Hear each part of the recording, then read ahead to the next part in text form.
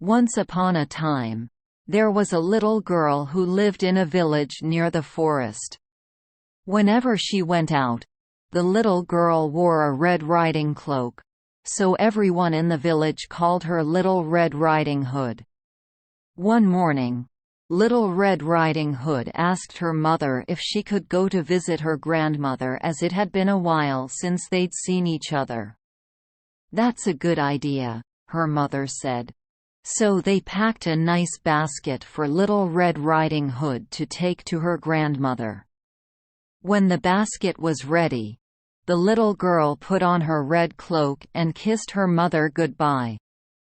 "Remember, go straight to Grandma's house," her mother cautioned. "Don't dawdle along the way, and please don't talk to strangers. The woods are dangerous." "Don't worry, Mommy," said Little Red Riding Hood. "I'll be careful." Little Red Riding Hood was on her way, but when Little Red Riding Hood noticed some lovely flowers in the woods, she forgot her promise to her mother. She picked a few, watched the butterflies flit about for a while, listened to the frogs croaking, and then picked a few more. Little Red Riding Hood was enjoying the warm summer day so much that she didn't notice a dark shadow approaching out of the forest behind her. Suddenly, the wolf appeared beside her. "What are you doing out here, little girl?" the wolf asked in a voice as friendly as he could muster. "I'm on my way to see my grandma who lives through the forest, near the brook," Little Red Riding Hood replied. Then she realized how late she was and quickly excused herself, rushing down the path to her grandma's house. The wolf, in the meantime, took a shortcut. The wolf, a little out of breath from running, arrived at Grandma's and knocked lightly at the door. "Oh, thank goodness, dear. Come in, come in. I was worried sick that something had happened to you in the forest," said Grandma, thinking that the knock was her granddaughter. The wolf let himself in.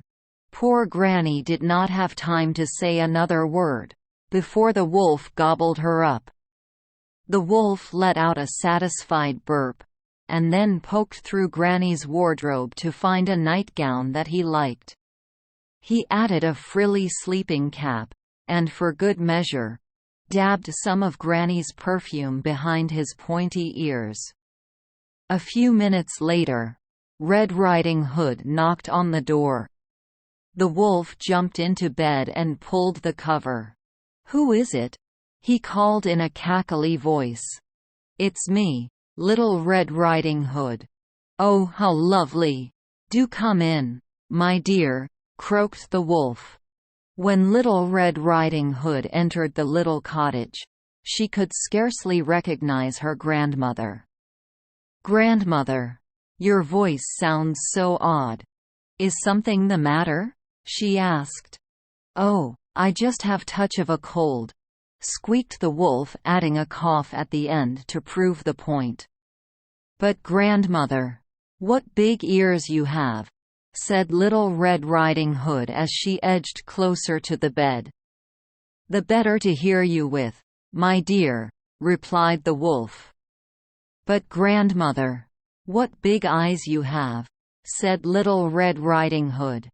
"The better to see you with, my dear," replied the wolf. "But grandmother, what big teeth you have," said Little Red Riding Hood, her voice quivering slightly. "The better to eat you with, my dear," roared the wolf, and he leapt out of the bed and began to chase the little girl. Almost too late, Little Red Riding Hood realized that the person in the bed was not her grandmother, but a hungry wolf. She ran across the room and through the door, shouting, "Help! Wolf!" as loudly as she could.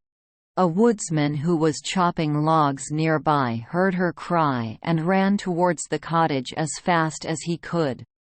He grabbed the wolf and made him spit out the poor grandmother, who was a bit frazzled by the whole experience. but still in one piece. "Oh, Grandma! I was so scared," sobbed Little Red Riding Hood. "I'll never speak to strangers or dawdle in the forest again." "There, there, child. You've learned an important lesson. Thank goodness you shouted loud enough for this kind woodsman to hear you." The woodsman knocked out the wolf and carried him deep into the forest where he wouldn't bother people any longer. Little Red Riding Hood and her grandmother had a nice lunch and a long chat.